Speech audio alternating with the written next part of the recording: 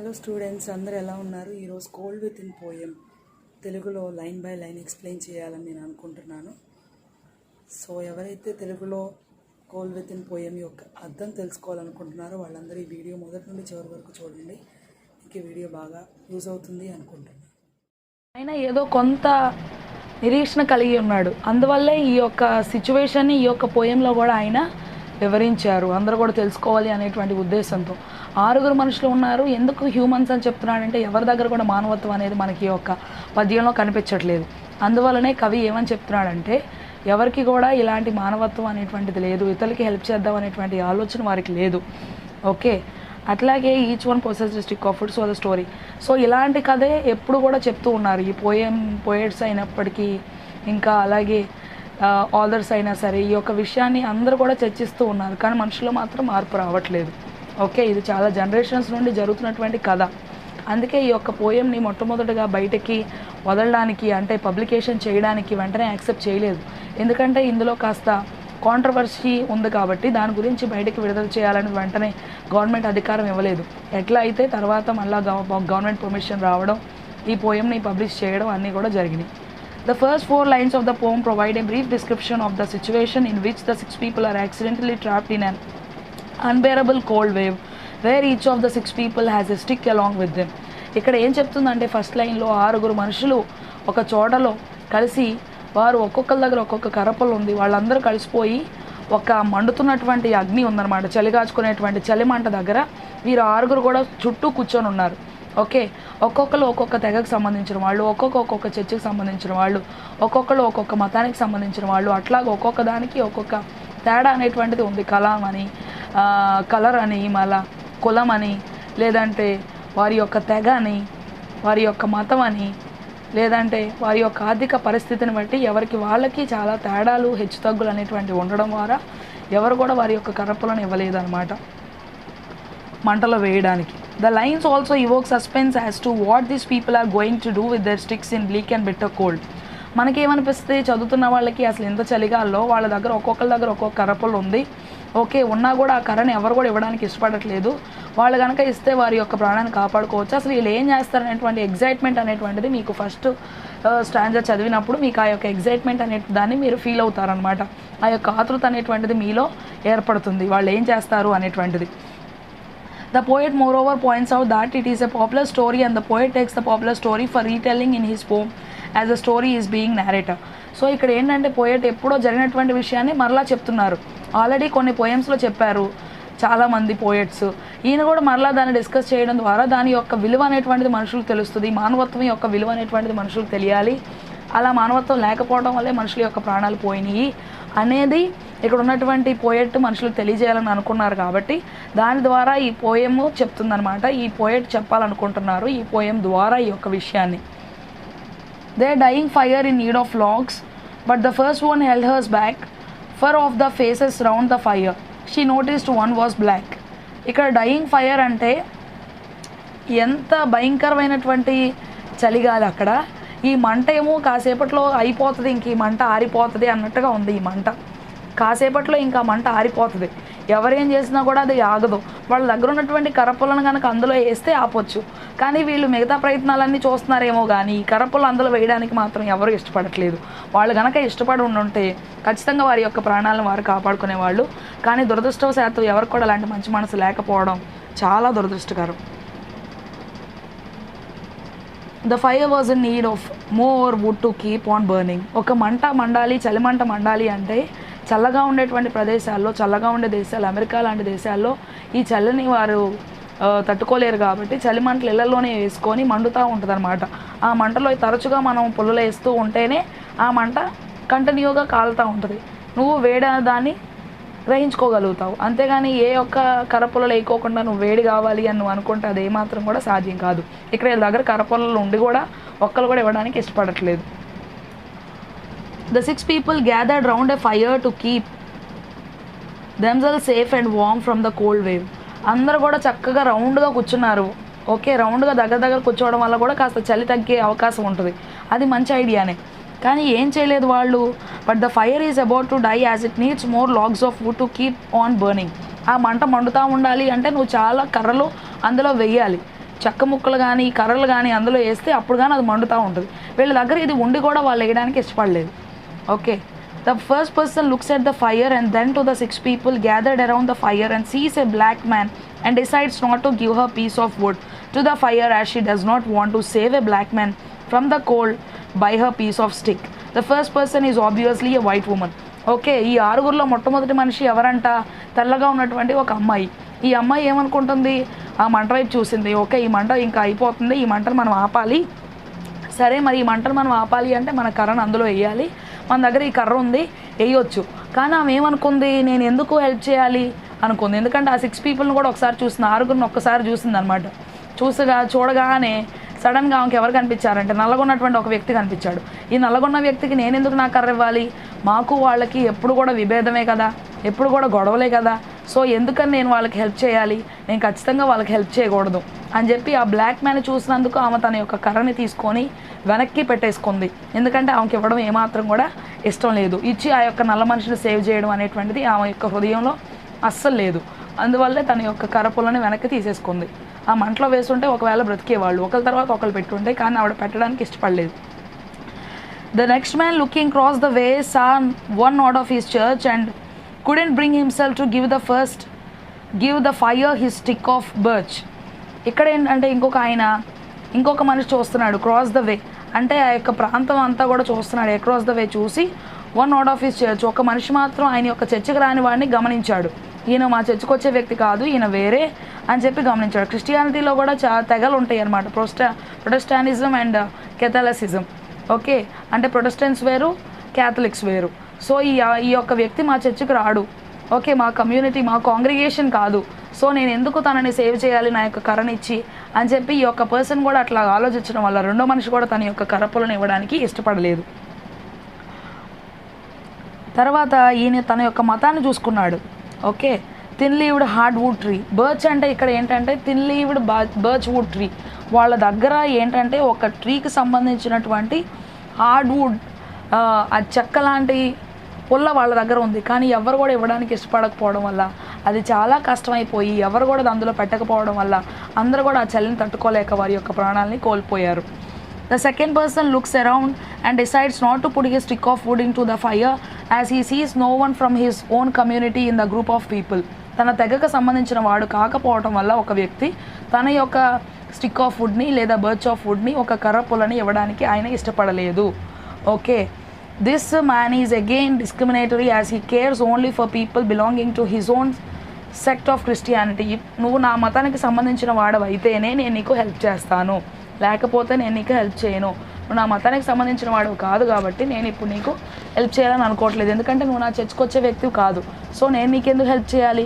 నేను నీకు హెల్ప్ చేయను. నా స్టిక్ ఆఫ్ వుడ్ నీకు ఇవ్వను. ఆ స్టిక్ ఆఫ్ వుడ్ ఇస్తే ఆ యొక్క మంట యొక్క వేడిమి నువ్వు కూడా తీసుకుంటావు. నువ్వు కూడా వేడిమి తీసుకొని నువ్వు కూడా బాగుపడితే నాకేం లాభం వచ్చింది కదా. అందుకని నేను నా స్టిక్ ఆఫ్ వుడ్, ఆ క్రిస్టియన్ అనేవాడు ఇంకొకడు నా మతానికి సంబంధించిన వాడే కానీ నా యొక్క చర్చికి రావట్లేదు కాబట్టి నేను నీకు ఇవ్వను. బికాజ్ నువ్వు నా యొక్క కాంగ్రిగేషన్కి సంబంధించిన వ్యక్తివి కాకపోవటం వల్ల. నా కాంగ్రిగేషన్కి వచ్చే వ్యక్తి అయితే నా కర్రపుల్ని ఇవ్వడానికి నేను రెడీ. నువ్వు నా కాంగ్రిగేషన్కి రావు కాబట్టి నేను ఇవ్వను. The third one sat in tattered clothes. He gave his coat a hitch. Why should his log be put to use? To warm the idle rich. Tattered అంటే ఇక్కడ చిరిగిపోయినటువంటి బట్టలు వేసుకున్నటువంటి ఒక పేదవాడు కూడా అక్కడ ఉన్నాడు. హిచ్ అంటే ఇట్లాగా ఒక్కసారి మూవ్ అవ్వడం అనమాట. Entrance but used here to mean that he shook his coat. ఒక్కసారిగా కోట్ని లాగా ఊపి దగ్గరికి లాక్కున్నాడు. ఆ యొక్క చలి నుండి చలిని తట్టుకోవడానికి కోట్ని ఇలా గట్టిగా దగ్గరికి తీసుకుంటాం కదా, ఇలా ముడుచుకొని ఇట్లా పట్టుకున్నాడు అనమాట. కొంచెం వేడన్నా వస్తుంది, ఆ కోట్ ఆపుతుంది అన్న ఉద్దేశంతో చలిగాల నుండి. అతని దగ్గర కూడా ఒక స్టిక్ ఆఫ్ వుడ్ ఉంది, కానీ ఆయనకు కూడా ఇవ్వడానికి మనసు రాలేదు. ఎందుకంటే ఆయన ఒక రిచ్ మ్యాన్ని చూశాడు.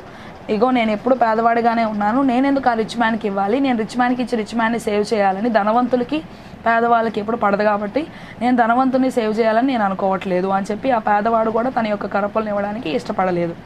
The third person belongs to the poorer sections of the society and therefore has his biases against the rich people. He, being poor, thinks that it is the rich people who are lazy and who make the poor suffer for no reason and live at the cost of the poor.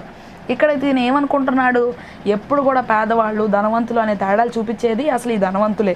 మనకి సరైనటువంటి సమానత్వం లేకుండా చేశారు. మనం కష్టపడిన దాని మీద వాళ్ళు బతుకుతున్నారు, మనం ఎంతో కష్టపడితే వాళ్ళు డబ్బు చేసుకుంటున్నారు. కాబట్టి నేను వాళ్ళకి ఎందుకు సహాయం చేయాలి, నేను ఈ యొక్క ధనవంతునికి సహాయము చేయను అనుకున్నాడు. ఇంకా ఏమనుకుంటున్నాడంటే వీళ్ళే మనల్ని ఎక్కువ బాధ పెట్టేటువంటిది, మన కష్టాలు పెట్టేటువంటిది. ఒక పేదవాడు ఒక ఉన్నవాడి ఇంట్లో వాచ్మ్యాన్ గానో లేదంటే ఇంకొక మనిషి గానో పనిచేస్తూ ఉన్నాడంటే, ఒక వంట మనిషి గానో పనిచేస్తూ ఉంటే వాడికి ఇష్టమైన విధంగా ధనవంతుడు వాడికి ఇష్టమైన విధంగా పనులు చేయించుకొని కష్టపడుతూ ఉంటారు. సో ఇవన్నీ ఆలోచించి ఒక్కసారిగా నేనెందుకు నా స్టిక్ ఆఫ్ ఫుడ్ని ఇవ్వాలి, నేను కూడా నా కర్రని ఇవ్వను, ఎందుకంటే ఒక ధనవంతుని నేను ఈ గ్రూప్లో చూశాను, అలాంటి వాళ్ళకి హెల్ప్ చేయాలన్న ఉద్దేశం నాకు లేదు, ఎందుకంటే మేము ఈరోజు ఈ పరిస్థితిలో ఉండడానికి కారణమే ఆ ధనవంతులు, సో అలాంటి వాళ్ళకి నేను హెల్ప్ చేయదలుచుకోవడం లేదు అనుకున్నాడు పేదవాడు. The rich man just sat back and thought of the wealth he had in store and how to keep what he had earned from lazy shiftless poor. ఇక్కడేం చెప్తున్నాడు, ధనవంతుడు వచ్చాడు. ఇప్పుడు ధనవంతుడికేమో పేదవాడు అంటే ఇష్టం ఉండదు. సో ఆయన ఏమనుకుంటున్నాడు, in his possession in store అంటే ఆయన ఏమేం కలిగి ఉన్నాడు, ఎంత సంపాదించాడు, ఏవేవైతే ఆయన ప్రాపర్టీ ఉన్నాయో అవన్నీ ఒకసారి గుర్తు చేసుకున్నాడు. నాకు ఎంత ఉంది, నేను ఎంత కష్టపడ్డాను, వాటన్నిటి గురించి ఒక్కసారి ఆలోచించుకొని ఒక్కసారిగా ఆయన ఇష్టపడలేదన్నమాట ఇవ్వడానికి. ఎందుకు నేను ఇవ్వాలి, నేను ఎంతో కష్టపడి సంపాదించినదా అంతా కూడా అక్కడ వెయిట్ చేస్తూ ఉంది. సో నేను నా యొక్క స్టిక్ ఆఫ్ ఫుడ్ని ఈ పేదవాడికి ఊరికే నేను ఇవ్వను, నేను ఎంతో కష్టపడి సంపాదించాను, ఓకే, నేను సంపాదించిన దాన్ని ఈ పేదవాడి కోసం నేను ఎందుకు ఇవ్వాలి, ఈ స్టిక్ ఆఫ్ ఫుడ్ కూడా నేను కష్టపడితేనే వచ్చిందన్న భావంలో ఉన్నాడు ఈ యొక్క ధనవంతుడు. సో తన యొక్క స్టిక్ ఆఫ్ ఫుడ్ని ఇవ్వడానికి ధనవంతుడు కూడా ఏమాత్రం ఇష్టపడలేదు. ఎందుకంటే పువర్ పీపుల్ అనేవాళ్ళు అసలు కష్టమే పడరు, ఊరికే కూర్చొని తింటారు అనే భావంలో ఉన్నారు ధనవంతులు. అందుకని ధనవంతుడు తన యొక్క కరపలను ఇవ్వడానికి ఇష్టపడలేదు. Rich man thinks of all the money and the wealth he has in his possession and thinks how he can keep it away from the idle work shy poor man who is always on the look out to have the rich man's share. ఏమి కష్టపడుకోకుండా ఏమి పని చేయకోకుండా నేను సంపాదించిన వాటిలో తినకు కూడా భాగం కావాలనుకుంటున్నాడు ఈ పేదవాడు. వీడికి నేనెందుకు ఇస్తాను, నేనెందుకు ఇవ్వాలి, ఇదంతా నేను ఎంతో కష్టపడి సంపాదించుకున్నది, అలాగా ఆ యొక్క ధనంలో కూడా నేను భాగం ఇవ్వనప్పుడు ఈ కరపలో నేనెందుకు షేర్ ఇవ్వాలి, నేను ఇవ్వను అనుకున్నాడు ధనవంతుడు. ఓకే, పని చేయడానికి కూడా సిగ్గుపడతారు ఈ యొక్క పేదవాళ్ళు. కష్టపడి పని చేస్తే సిగ్గుపడుకోకుండా ఎంతైనా సంపాదించవచ్చు, అలాంటి భావం వారిలో లేదు అని చెప్పి ధనవంతుడు అనుకున్నాడు. He thinks that he has earned the money through his sheer hard work, whereas the poor man is lazy and therefore is living in poverty and he should not therefore use his resources for the sake of the poor. నేను ఎంతో కష్టపడితే ఈ పొజిషన్లోకి వచ్చాను, ఎంత కష్టపడితే ఎంత పొజిషన్లోకి వచ్చాను, ఆ పేదవాడు ఏమాత్రం పని చేయడు, ఊరికే సోమరిపోతులా ఇంట్లో కూర్చొని తింటాడు, ఒక ధ్యేయం లేదు, అది సాధించాలి ఇది సాధించాలి అనేటువంటి ఆలోచన లేదు, అలాంటి వాడికి నేను ఎందుకు హెల్ప్ చేయాలి, అలాంటి వాళ్ళు నేను అస్సలు ఏమాత్రం కూడా ఎంకరేజ్ చేయను, అలాంటి వాళ్ళకి నా యొక్క స్టిక్ ఆఫ్ ఫుడ్ ఇవ్వడానికి నాకు ఇష్టం లేదు, నేను ఎంతో కష్టపడి ఈ పొజిషన్లోకి వచ్చాను, పేదవాళ్ళు కూడా అంతే అలా కష్టపడాలి పైకి రావాలి, అంతేగాని ఇలాంటి వాళ్ళకి నా ఈజీగా నా యొక్క షేర్ ఇవ్వడానికి నాకు ఏమాత్రం కూడా ఇష్టం లేదు. The black man's face bespoke revenge as the fire passed from his side. For all he saw in his stick of wood was a chance to spite the white. Bespoke అంటే told, represented. ఏమనుకుంటున్నాడు, ఆయన ఏం మాట్లాడలేదు, కానీ మాట్లాడకపోయినా మనం అర్థం చేసుకోవచ్చు ఆయనకి ఎంత ద్వేషం ఉందో ఈ యొక్క తెల్లగా ఉండేటువంటి ఆ యొక్క మనుషుల మీద. తెల్లగా ఉన్న వ్యక్తి ఇవ్వలేదు కదా ఆ స్టిక్ ఆఫ్ ఫుడ్ ఈ బ్లాక్ మ్యాన్ ఉండటం వల్ల గ్రూప్లో, సో నేను కూడా ఇవ్వను, ఇది నాకు మంచి టైం, చక్కగా నేను నా యొక్క రివెంజ్ అంతా కూడా తీర్చుకోవచ్చు అనుకున్నాడు ఈ నల్ల ఆయన. Spite and to take revenge to think ill of someone అనుకుంటున్నాడు, ఒక చెడ్డ హృదయంలోనికి ఆయన వచ్చేసాడు, నేను కూడా రివెంజ్ తెచ్చుకునే అవకాశం వచ్చింది, మమ్మల్ని పూర్వ తరాల నుండి ఎన్ని కష్టాలు పెట్టారో ఈ తెల్ల మనుషులు, నల్లజాతి వారమని మాకు సరైనటువంటి ఈక్వల్ రైట్స్ ఇవ్వలేదు, అన్నిట్లో కష్టపడుతూనే ఉన్నాము, ఇలాంటి జీవితాన్ని జీవించాము, ఇప్పుడు మాకు వాళ్ళ మీద కసిగా ద్వేషం తీర్చుకునే అవకాశం, వారి మీద పగ తీర్చుకునే అవకాశం వచ్చింది, దీన్ని నేను చక్కగా వినియోగించుకోవాలనుకున్నాడు black man. The black man's face makes it clear that he wants to take revenge against the white woman for the centuries of injustices that the black people have suffered due to the white men. Think about the slavery in America when blacks were made to work as servants of the white without any remunerations and privileges. పూర్వకాలంలో ఏంటంటే ఈ నల్ల జాతి వారిని వాళ్ళ ముక్కులకి చెవులకి చైన్లు వేసేసి వాళ్ళతో కావాల్సిన పనులన్నీ చేయించుకొని వాళ్ళకి డబ్బులు కూడా ఇవ్వకోకుండా వాళ్ళకి ఇష్టమైన విధంగా తెల్లవారు నల్లవారిని వినియోగించుకునేవాళ్ళు. అంత ఘోరంగా శిక్షించినప్పుడు అలాంటి వాళ్ళకి మనం హెల్ప్ చేయాలి అనుకొని ప్రెసిడెంట్స్ కూడా అబ్రహాం లింకన్ లాంటి గొప్పవారు వీళ్ళకి విడుదల అనేటువంటిది అనుగ్రహించారు ఆ తెల్ల మనుషుల నుండి. సో అప్పుడు అంత మమ్మల్ని కష్టపెట్టినందుకు ఇప్పుడు మాకు అవకాశం దొరికింది, మా యొక్క యాన్సెస్టర్స్ ఎన్ని కష్టాలు పడ్డారో, మా ముందున్నటువంటి మా పెద్దవాళ్ళు ఎన్ని కష్టాలు పడ్డారో, మా తాతలు ముత్తాతలు. సో వాళ్ళందరికీ అవకాశం రాలేదు, కానీ అదృష్టవశాత్తు నాకు అవకాశం వచ్చింది. సో నేను ఇప్పుడు వాళ్ళ మీద పగ తీర్చుకోవడానికి మంచి అవకాశం దొరికింది. సో నేను నా దగ్గర ఉన్నటువంటి కర్రని మంటలో వేయను, ఎందుకంటే నేను కూడా ఒక తెల్ల అమ్మాయిని చూశాను.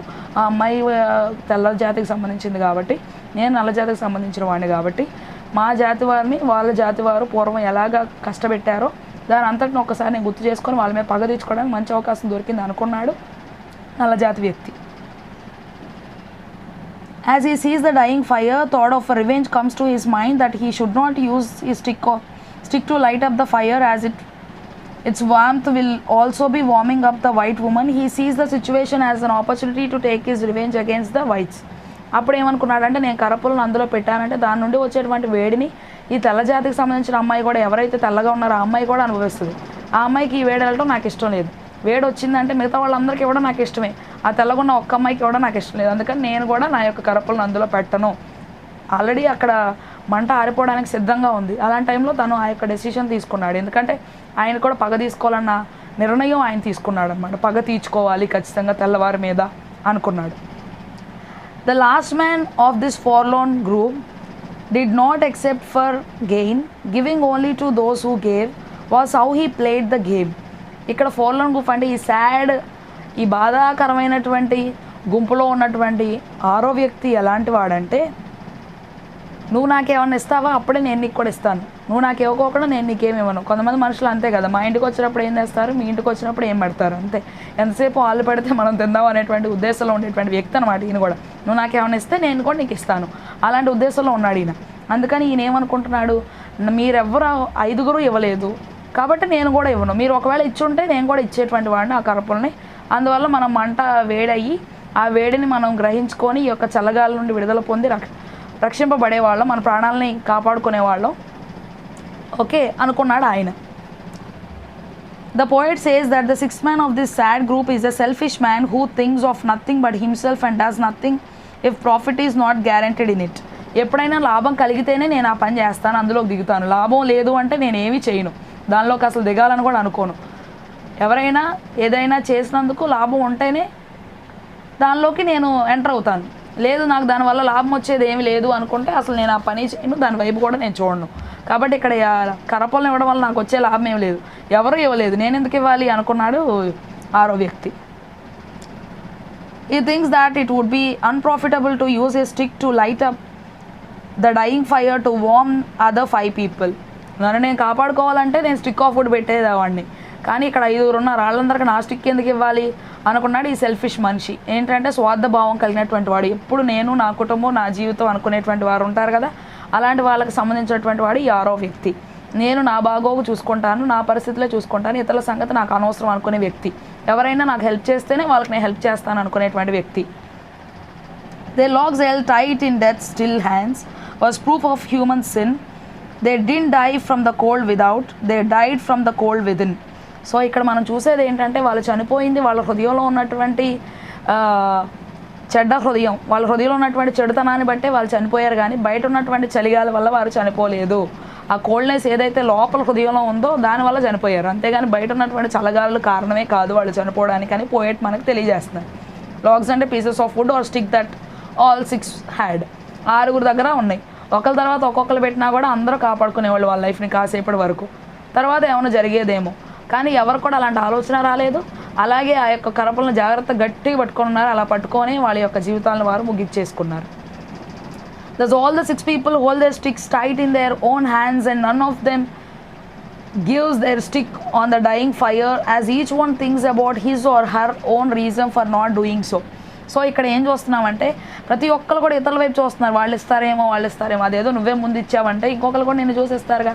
అందరు కూడా సరైనటువంటి మంచి హృదయం ఉంటే, ఒకరి మాట ఒకరు వినే స్వభావం ఉంటే, ఒకరినొకరు గౌరవించుకునే స్వభావం ఉంటే ఖచ్చితంగా అందరూ జయించేవాళ్ళు, కానీ అది జరగలేదన్నమాట. So the poet terms this as a human sin and ends up the poem with the statement that these 6 people did not die because of the cold weather but because of the lack of warmth in their heart. నీ హృదయంలో మంచి భావం ఉండాలి, మంచి భావం ఉంటేనే ఆ యొక్క వేడిమి అనేటువంటిది పుట్టిద్ది, ఇతరులను కాపాడాలన్న ఆలోచన వచ్చింది. నీలో అది లేనప్పుడు ఎన్ని మంటలో వేయాలి అన్న ఆలోచన కూడా నీకు రాదు, ఇతరులను కాపాడాలన్న ఉద్దేశం కూడా నీలో ఉండదు. కాబట్టి మనం ఎప్పుడు కూడా ఇతరులకు హెల్ప్ చేయాలన్న ఉద్దేశంలో ఉండాలి, కానీ ఎప్పుడు మనల్ని మనం కాపాడుకుందాం, మన సంగతి చూసుకుందాం. అదేవిధంగా వాళ్ళు మనకు సంబంధించిన వాళ్ళైనా, మన మతానికి సంబంధించిన వాళ్ళైనా, మన కులానికి సంబంధించిన వాళ్ళైనా, మన రంగులోనే ఉన్నారా, లేదంటే మన ఆర్థిక పరిస్థితులకు తగిన వారా కాదా, ఇవన్నీ చూడుకోకుండా నార్మల్గానే ఇతరులు హెల్ప్ చేసినప్పుడు మనము కాపాడబడతాం, వాళ్ళనే కాపాడిన వారం అవుతాం. ఒక్కొక్క పాపాన్ని వారి మీద మోపుకున్నారు. అసమానత్వం, రంగుని బట్టి తేడాలు చేయడం, తెల్లగా ఉన్నారని నల్లగా ఉన్న వారిని తక్కువగా చూడటం, అది ఒక పాపం. నువ్వు నా చర్చకు రావట్లేదని మతపరంగా చేసినటువంటి పాపం. తర్వాత నువ్వు నా యొక్క ఆర్థిక పరిస్థితులు తగిన వాడవు కాదని అదొక పాపం. తర్వాత ఎక్కువగా ఉన్నవారిని ద్వేషించడం, అదొక పాపం. తర్వాత ఇస్తేనే, నువ్వు నాకు ఇస్తేనే నేను కూడా నీకు ఇస్తాను అనే స్వభావం, స్వార్థపూరితమైనటువంటి మనసు, ఇవన్నీ కూడా పాపాలు. ఈ పాపాలన్నిటికీ తగినటువంటి జీతం ఏంటంటే మరణం. కాబట్టి ఆ యొక్క మరణానికి వారు ఆహుదైపోయారు. కేవలం ఇలాంటి చెడ్డ హృదయం వారి హృదయంలో ఏలుబడి చేయడం వల్ల, చెడ్డ తలంపులు వారి హృదయంలో ఏలుబడి చేయడం వల్ల వారి యొక్క ప్రాణాలను వారు కోల్పోయారు.